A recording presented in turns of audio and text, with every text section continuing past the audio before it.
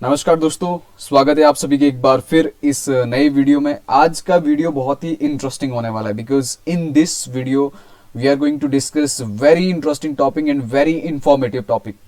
अगर आप आज देखते होंगे कि जो हमारा इंडिया का एजुकेशन सिस्टम है ये किस तरह से इवॉल्व हुआ, ठीक है, ब्रिटिश टाइम से। ओके, आप कहते हो ना कि आज हमारी जो एजुकेशन सिस्टम है that is more dominated by the British education system. Okay, तो ब्रिटिश एजुकेशन सिस्टम जो था इंडिया में, जब वो 1835 में इसको दिस वाज इनिशिएटेड इन 1835 और के on the recommendation of William बेंकेट, जो उस टाइम के गवर्नर जनरल थे इंडिया के, governor general of India. Okay, of India, वो पहले गवर्नर जनरल थे इंडिया के, ठीक है, कौन? William Bentinck. ओके, अब देखिए दोस्तों, विलियम बेंटिक पहले गवर्नर जनरल थे और इन्हीं के कार्यकाल में एक ऐसा एजुकेशन सिस्टम इंडिया में लाया गया जो इंडिया के जो पीपल थे उनको एजुकेट करे और उनको इस वे में एजुकेट करे ताकि वो आगे जाके फ्यूचर में ब्रिटिश के लिए, ब्रिटिश कंपनी के लिए, ब्रिटिश रूल के लिए सर्विस दे पाए। Okay, this was the fundamental. अब देखिए दोस्तों, क्या होता है कि गवर्नर जनरल तो पहले बन गए William Bentinck. Okay, charter act 1833 के अंडर वो पहले गवर्नर जनरल बनते हैं इंडिया के। और उससे पहले क्या होता था, गवर्नर जनरल बंगाल का होता था, ठीक है, बंगाल और मद्रास और जो आपकी दूसरी कलकत्ता प्रेसिडेंसी थी, इन दोनों की पावर को खत्म कर दिया गया। उसके बाद गवर्नर जनरल पूरे इंडिया पर रूल करता था, ठीक है, उसका ही चलती थी, उसके पास पूरी लेजिस्लेटिव पावर थी, एक्सक्लूसिव लेजिस्लेटिव पावर, जिसके अंडर वो लॉ बनाता था इंडिया के लिए। ओके, और उसी के अंडर क्या हुआ कि 1830 में एक चार्टर एक्ट आया था। उस charter act was the first initiation, जब ये डिसाइड किया गया कि हमें इंडिया के पीपल को तैयार करना चाहिए, ठीक है, उनको एजुकेशन देना चाहिए, उनको वेस्टर्न एजुकेशन देना चाहिए या किसी भी टाइप का एजुकेशन देके उनको इस काबिल बनाना है ताकि वो ब्रिटिश के लिए आगे जाके बहुत सारी सर्विस दे पाए, ठीक है। तो आज का वीडियो हमारा बेस्ड है कि British education system in India किस तरह से इवॉल्व हुआ, ठीक है। इस सिस्टम के आने से पहले इंडिया की कंडीशन क्या थी, what was the condition of India before this. Okay, ये भी हम साथ में डिस्कस करेंगे। तो देखिए दोस्तों, बात करें कि British Indian education in India, ठीक है, 1835 it was the initiation start, या कह सकते हैं आप इसका जो फाउंडेशन स्टार्ट की गई वो की गई चार्टर एक्ट 1830 के तहत। ओके, इस एक्ट के तहत इसको तैयार किया गया। तो आइए वीडियो को शुरू करते हैं और मेरा नाम है अश्विनी ठाकुर और आपका स्वागत है इस चैनल में और इस नए वीडियो में। अगर आपको हमारी वीडियोस पसंद आती है तो प्लीज वीडियो को लाइक करें, शेयर करें, कमेंट करें। तो चलिए वीडियो को शुरू करते हैं। देखिए दोस्तों, सबसे पहले हमें यह समझना जरूरी हो जाता है कि अगर हमारे देश को, हमारी इंडियन सोसाइटी में, ठीक है, एजुकेशन की जरूरत थी, अंग्रेजों ने सोचा कि चलो एजुकेशन देते हैं इंडियन जो सिस्टम है, इंडियन जो सोसाइटी है उसको, तो उससे पहले हमारी सोसाइटी किस तरह से थी। तो देखिए, कहीं ना कहीं दोस्तों हम ये मानते हैं कि जो ब्रिटिश एजुकेशन सिस्टम है, ठीक है, सॉरी, ब्रिटिश एजुकेशन सिस्टम जो है, हम कहीं ना कहीं ये मानते हैं कि इस सिस्टम की वजह से हम लोग बहुत ही मॉडर्नाइज हुए हैं, ठीक है, मॉडर्न हुए हैं हम लोग। ओके, और कई उस टाइम की बहुत ही ऑर्थोडॉक्स थिंकिंग थी, बहुत ही एक स्टीरियोटाइप थिंकिंग थी जो ये मानती थी कि ब्रिटिश एजुकेशन क्या कर रही है, हमारे कल्चर को खराब कर रही है। देखिए दोस्तों, कुछ पाने के लिए कुछ तो खोना पड़ेगा ना। अब देखिए, अब मैं पहले हम ये समझ लेते हैं कि जब ये इस टाइप का एजुकेशन सिस्टम हमारे देश में इंप्लीमेंट किया जा रहा था उस टाइम हमारे देश की कंडीशन क्या थी। Okay, let's understand first that condition and उसके बाद हम ये समझेंगे कि बैकॉले जो था, बैकॉले डिक्लेरेशन, जिसके तहत हमारी नई जो ब्रिटिश एजुकेशन पॉलिसी को सुधारा गया या लाया गया, उसके क्या थॉट्स थे, कितने सही थे, कितने गलत थे। अब देखिए, हिस्ट्री जो है, ये जो हिस्ट्री का हम टॉपिक ले रहे हैं, हमें प्रेजेंट को जानने के लिए हिस्ट्री को पढ़ना जरूरी होता है। अगर आज हम लोग ये बोलते हैं कि हमारा जो प्रेजेंट एजुकेशन सिस्टम है, okay, education system that is completely influenced by the British education system, तो हमें यह जानना जरूरी हो जाता है कि जो ब्रिटिश एजुकेशन सिस्टम था वो क्या उनकी थिंकिंग थी जब उन्होंने हमारे इस अपने एजुकेशन पॉलिसी को हमारे देश में लगाया। तो उस टाइम उनकी थिंकिंग क्या थी, वो चाहते क्या थे कि इस एजुकेशन के थ्रू वो क्या करना चाहते थे हमारे देश में, तो ये जानना जरूरी हो जाता। अगर हम अपने प्रेजेंट को जानना चाहते हैं, it's mandatory for us to understand our history. Okay, so let's understand first कि उस टाइम कंडीशन कैसी थी। देखिए दोस्तों, हम ये मानते हैं कि हम इंडियन बहुत ही ज्यादा अंधविश्वास रखते हैं, थे पहले बहुत, अभी भी रखते हैं कई तो ये मानता हूं कि कहीं ना कहीं हम गलत हैं। हम जितना ये बोलें कि अंग्रेजों ने हम पे राज किया, हमको दमन किया, पर कहीं ना कहीं उन्होंने कोई ऐसी चीजें छोड़ दी है हमारे समाज में जो बहुत ही बेहतरीन है, बहुत ही अच्छी है वो। ठीक है, अब देखिए, जब beginning of the 19th century थी, 17 मुगल शासन के आसपास या उसके बाद की जब बात हो रही है ये, ठीक है, तो उस टाइम कैसा था education system before the British education. जब मैं बता रहा था आपको कि 1830 में चार्टर एक्ट आया, ठीक है, उस चार्टर एक्ट में सबसे पहले ये बात की गई कि हमें इंडियन समाज या इंडिया के जो पीपल है उनको एजुकेट करना है। ठीक है, अब उससे पहले इस सिस्टम के इंप्लीमेंट होने से पहले किस तरह का एजुकेशन सिस्टम हमारे समाज में था, हमारे भारत समाज में था। ओके, अब देखिए, वो था कि based on the religious based, ठीक है, रिलीजन मतलब कि हिंदू की एजुकेशन अलग थी, उनको गीता पढ़ाई जाती थी, उनको पुराण पढ़ाए जाते थे, ठीक है, उनको महाभारत पढ़ाया जाता, उनको रामायण पढ़ाया जाता था। अब सिख्स को, जो सिख थे, जो धर्म सिख धर्म के थे, उनको गुरु, जो भी उनके अपने अपने गुरु होते, उनकी किताबें पढ़ाई जाती थी। ठीक है, कहने का मतलब था कि उस टाइम तक जो हमारी education system that was philosophical in nature. Okay, philosophical था, वो लॉजिकल या कह सकते हो एक साइंटिफिक टेम्परामेंट का नहीं था। ठीक है, अब देखिए दोस्तों, अगर आप एक कंडीशन ये मानिए कि अगर मान लीजिए आप ये मान के चलिए कि ब्रिटिश इंडिया में आए ही ना होते, ठीक है, ब्रिटिश अगर इंडिया में आए ही ना होते तो क्या होता, तो शायद आज हम वही एजुकेशन सिस्टम फॉलो करते। आज धर्म के नाम पर हम इतना एक दूसरे से अलग होते, या धर्म के नाम पे हमारे देश में इतनी रिलीजन के बेस्ड पे इतनी कम्युनिटी हमारे देश में आज होती। ठीक है, ये आप मान सकते हैं कि अंग्रेजों का एजुकेशन सिस्टम या उनका जो एजुकेशन को इंप्लीमेंट करने का सिस्टम इंडिया में कुछ भी हो, पर उसका जो रिजल्ट है कहीं ना कहीं अच्छा है। ठीक है, देखिए कैसे, अब जो बात कर रहे हैं कि ब्रिटिश एजुकेशन सिस्टम से पहले हमारे पास religion, okay, religion based education थी। ठीक है, रिलीजन बेस्ड एजुकेशन, उस रिलीजन बेस्ड एजुकेशन क्या बोलती है कि हिंदुओं को उनकी अपनी एजुकेशन होगी।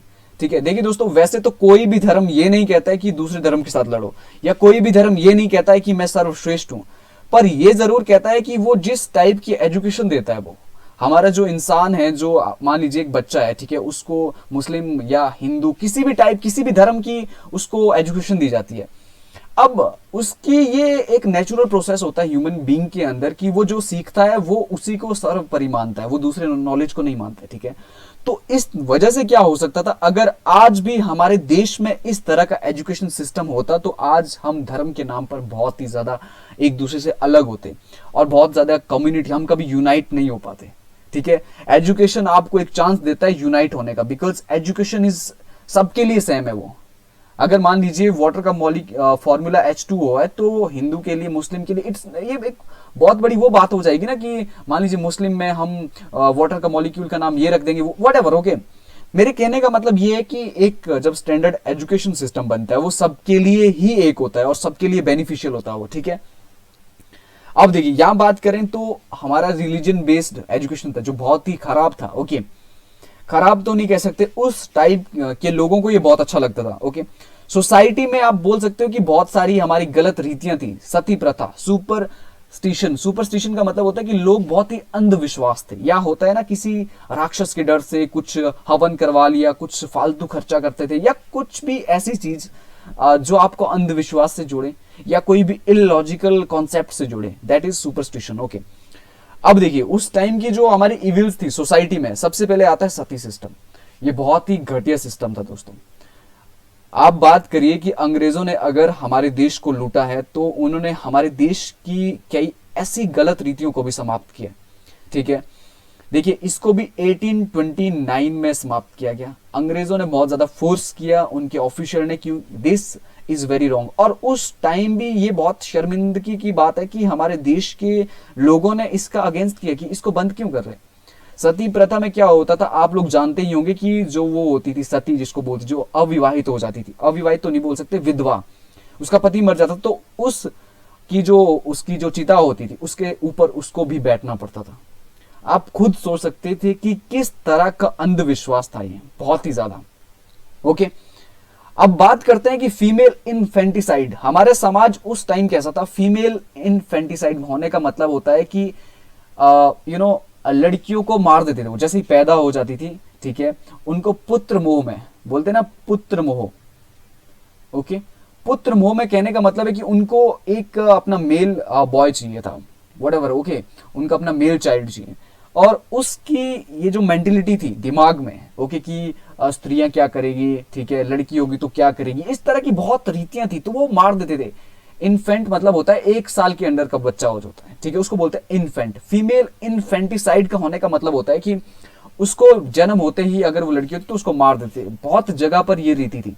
और तीसरा है कास्ट सिस्टम, हमारा समाज बहुत ही कास्ट में डिवाइडेड था, ठीक है, और इस चीज का फायदा अंग्रेजों ने उठाया। आपने देखा कि धर्म, कास्ट, तो कास्ट सिस्टम, एजुकेशन, देखिए कास्ट सिस्टम, जो एक कास्ट सिस्टम है ये कैसे आया, रिलीजन बेस्ड जो एजुकेशन थी, ओके, रिलीजन बेस्ड एजुकेशन से। सो आप देख सकते हैं कि किस तरह की बहुत ही गलत कुरीतियां हमारे समाज में थी। और उस टाइम पर एजुकेशन जो बैकॉले ने दी थी, या ठीक है, अब मान लीजिए कोई भी, अगर आप आज ऐसे समाज में जाएंगे तो आप भी तो यही बोलोगे ना कि आज के समाज को देखिए कि our society is best as compare to this society.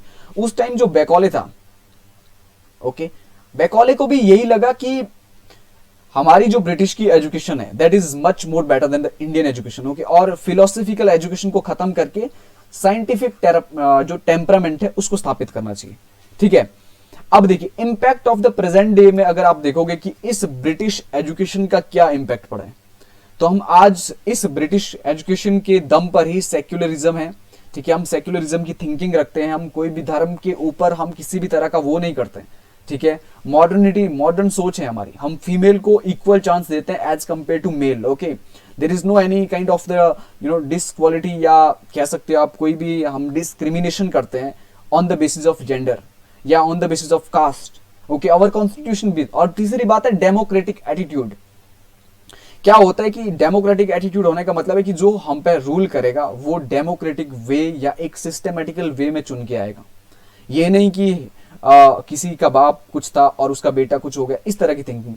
और rationality together with the nationalistic ideas, क्या कि एक नेशन को रिप्रेजेंट करें, सब में देश भावना हो, ठीक है, ये हमें समझाया ब्रिटिश की एजुकेशन ने और साइंटिफिक माइंडसेट को डेवलप किया, ठीक है। और दूसरी बात, evolution in the thinking of the people. क्या हुआ कि जो पीपल्स थे उनकी थिंकिंग को और ज्यादा इवॉल्व किया ताकि वो और ब्रॉड सोच सके, ठीक है, सोशल इविल को समाप्त कर सके।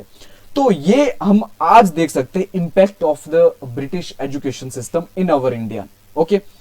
अब देखिए ये मैंने एक एग्जांपल लिया है, ये आपको ये समझाने के लिए किया गया कि हमारी थिंकिंग कितनी डिफरेंट थी।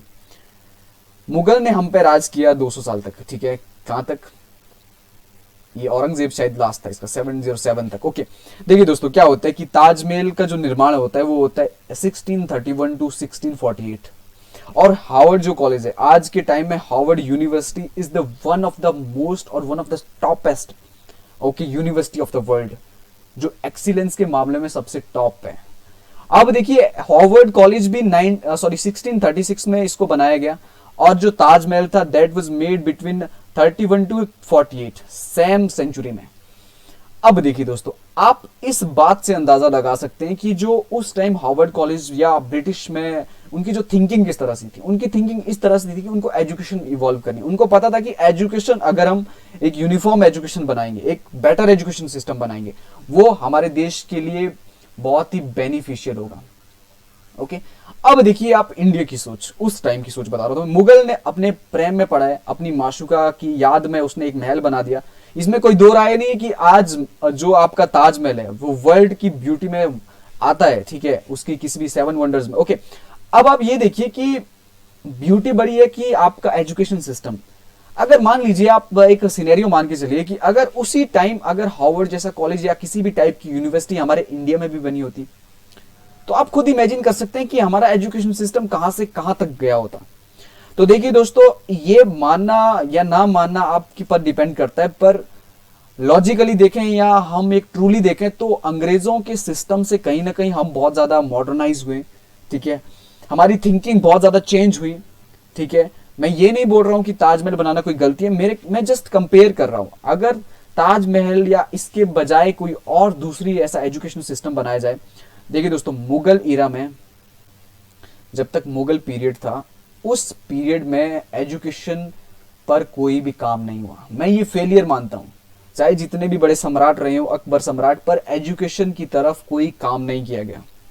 तो ये सबसे बड़ा ड्रॉबैक हो सकता है। ठीक है, अब बात करते हैं कि चार्टर एक्ट जो मैं बता रहा था, जहां से फर्स्ट स्टेप था 1813, okay 1813 was the first step toward the education, okay being an objective, और उस के तहत क्या किया गया, 1 लाख दिया गया। ठीक है, toward the education of the Indian in British ruled India. क्या किया गया कि ब्रिटिश पार्लियामेंट में यह डिसाइड किया गया कि जिस इंडिया पे हम रूल कर रहे हैं, उस इंडिया को एजुकेट करना भी हमारा बनता है। अब देखिए दोस्तों, अब उनका पर्पज ये था कि वो इंडियन तैयार करना चाहते थे अपने लिए, अपने आप को सर्व करने के लिए। ठीक है, मैं ये सिनेरियो आपको समझाऊंगा कि ये किस तरह से आज हमारे समाज में इंपैक्ट डालता है। वो क्या करते थे, इंडियन को तैयार करना चाहते थे अपनी सर्विस के लिए, ताकि वो इंडिया में ही सर्विस दें। हो वो इंडियन, पर उनकी थिंकिंग मेंटेलिटी हमारी जैसी हो, अंग्रेजी जैसी, इंग्लिश, ओके थिंकिंग इंग्लिश जैसी हो। इंग्लिश कहने का मतलब मेरा ब्रिटिश लोग जो होते हैं। ठीक है, अब देखिए द फर्स्ट कमीशन, जो लॉ कमीशन बनाया गया वो 1834 में, जिसके जो आपके चेयरमैन थे वो थे टी.बी. मैकॉले। और इन मैकॉले की बदौलत इन्होंने एक बहुत ही एक एजुकेशनल पॉलिसी सुजेस्ट की थी और उसको इम्प्लीमेंट भी किया गया। ठीक है, मैकॉले डिक्लेरेशन के नाम से हम जिसको जानते हैं। मैकॉले डिक्लेरेशन जो भी उसमें लिखा गया था, उसमें ये लिखा गया था कि जितने भी एजुकेशन इंस्टीट्यूट स्थापित किए जाएंगे उसमें इंग्लिश को प्रायोरिटी दी जाएगी। फिलोसॉफिकल जो आपके सब्जेक्ट्स थे या जो आपकी टीचिंग थी उसको कम करने की कोशिश की गई। इस तरह के बहुत सारे प्रयास किए गए। ठीक है, अब देखिए दोस्तों, ये हैं आपके मैकॉले जिनको हम बोलते। ठीक है, अब इन मैकॉले ने जो एजुकेशन पॉलिसी इंडिया के लिए बनाई थी, ये चाहते थे कि अब देखिए कोई भी अगर नॉर्मल बंदा इस तरह के इंडिया समाज देखता है जो मैं आपको बता रहा था, जहां पर सती प्रथा हो, बाल विवाह हो, आप कह सकते हो यहाँ पे फीमेल इन्फेंटिसाइड बहुत ज्यादा है वहां पर। ठीक है, कास्ट सिस्टम इतना है। अब अगर हम प्रेजेंट समाज से उस समाज में जाने की कोशिश करेंगे, हम ये मानते हैं कि हमारा समाज बेटर है as compare to that society. Okay, अब देखिए जो इन्होंने एजुकेशन सिस्टम दिया था वो बेस्ड था ब्रिटिश मॉडल पे, कि जिस तरह की एजुकेशन इनके ब्रिटेन में होती है उसी तरह की एजुकेशन इन्होंने इंप्लीमेंट इंडिया में भी की। ठीक है, वो ये मानते थे कि जो इंडिया का नॉलेज है, लैंग्वेज है, ठीक है, वो वर्थलेस है। अब देखिए दोस्तों, ये कहना तो गलत बात है, मैं इनकी इस स्टेटमेंट से सहमत नहीं हूं, क्योंकि हमारा नॉलेज बहुत ही हाई लेवल का है। ठीक है, ये एक अलग बात है कि उस टाइम कुछ लोग थे जो अंधविश्वास भरी बातों या नॉलेज में बहुत ज्यादा विश्वास रखते थे, पर आज की डेट में ऐसा बिल्कुल नहीं है। ठीक है, मैं आपको ब्रिटिश एजुकेशन मॉडल की बात बता रहा, किस फंडामेंटल पर वो बेस्ड था। Okay, he believed that western science जो है वो फार सुपीरियर है as compare to Indian knowledge. ये कहीं ना कहीं सही हो सकता है। ठीक है, उन्होंने क्या किया, उन्होंने डाउनवर्ड फिल्ट्रेशन पॉलिसी को अपनाया। डाउनवर्ड फिल्ट्रेशन पॉलिसी का मतलब क्या होता है कि क्या करेंगे, ये पहले किसी भी थोड़े 2-3% को टीच करेंगे और वो 2 मान लीजिए 4 को टीच करेंगे। ठीक है, तो 4 इस तरह के बहुत सारे मासेज, ओके, बहुत सारे इंडियन को टीच करेंगे। वो ये उनका सिस्टम था, पॉलिसी सिस्टम। ओके, वो क्या चाहते थे कि वो एक ऐसा इंडियन क्रिएट करना चाहते थे जो मैं बता रहा था आपको, सर्विस, जो ब्रिटिश इंटरेस्ट के लिए काम करे, उनके लिए लॉयल रहे। अब देखिए दोस्तों, क्या होता है कि उनका कह सकते हैं एक तरह का ब्रेन वॉश करने की कोशिश की गई। कहने का मतलब है कि उसको इस तरह से तैयार करना, इंडियन को इस तरह से तैयार करना ताकि वो लॉयल रहे ब्रिटिशर के प्रति और ब्रिटिशर को सुपीरियर माने। जो ब्रिटिश की एजुकेशन थी उसमें ब्रिटेन को सुपीरियर बताया जाता था एज कंपेयर टू इंडिया। और देखिए दोस्तों, इसका इंपैक्ट आज भी हम अपने देश में देखते हैं। देखिए दोस्तों, क्या होता था, अब मान लीजिए अंग्रेज जो है, ठीक है, ब्रिटिश, एक आप सिनेरियो लीजिए, ठीक है, ब्रिटिश जो है वो हमारे इंडिया पर बहुत ही ज्यादा डोमिनेट करते हैं, डोमिनेट। ओके, अब क्या होता है, इंडियन जो पीपल है उनमें बहुत ज्यादा डर है, फियर। ओके, अब उनमें बहुत ज्यादा डर है, फियर है उनमें कि भाई अंग्रेज है, ये बहुत ही खतरनाक है, हमसे बहुत ऊपर है। ये हमारी मेंटेलिटी इस तरह की बन गई थी इंडियन की। अब क्या होता है, मैकॉले एक, या मान लीजिए आगे जाके ब्रिटिश गवर्नमेंट ऐसा डिसाइड करती कि जिस, मान लीजिए अगर आज ब्रिटिश रूल कर रहा है, आज अंग्रेज रूल कर रहे हैं, तो अंग्रेज को रिप्लेस करके इंडियन ही वहां पे रखा जाए, पर वो इंडियन इस तरह के, वो ब्रिटिश मेंटेलिटी के हो।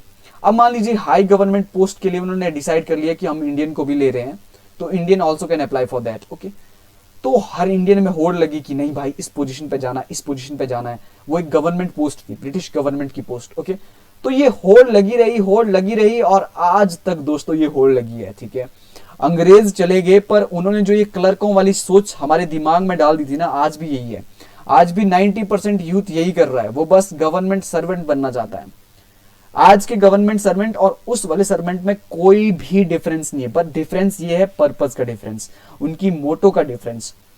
ओके, तो देखिए दोस्तों, आज की डेट में अगर हम चाहें तो पब्लिक सर्वेंट या कोई भी ऐसी, देखिए आज गवर्नमेंट जॉब पे क्यों भागना चाहते हो? अब ये स्टीरियोटाइप थिंकिंग उस टाइम से बनी हुई है। उस टाइम तो इतना भागते थे अंग्रेजों की पोस्ट के लिए। अब देखिए अंग्रेज कितना खुश हो रहे हैं कि हम ये इतना खुश हो रहे हैं इस पोस्ट में आने के लिए, और हमने ये पोस्ट इसलिए बनाई है ताकि ये इन पर ही डोमिनेट कर पाए, इन पर ही राज कर पाए। हमारा ही राज होगा पर इनडायरेक्टली इनके थ्रू हम राज करेंगे। देखिए दोस्तों, ये कितना हाई लेवल का माइंडसेट था उनका। ओके, पर जो भी हो, आज हमारा एजुकेशन सिस्टम बहुत बेटर बन चुका है और हमारे पास बहुत ही अच्छी न्यू एजुकेशन पॉलिसी 2020 है, और उस पर भी एक नई वीडियो आएगी। तो आज का वीडियो यहीं खत्म करते हैं, और अगर आपको वीडियो पसंद आए तो प्लीज वीडियो को लाइक करें, शेयर करें, कमेंट करें। Thank you so much.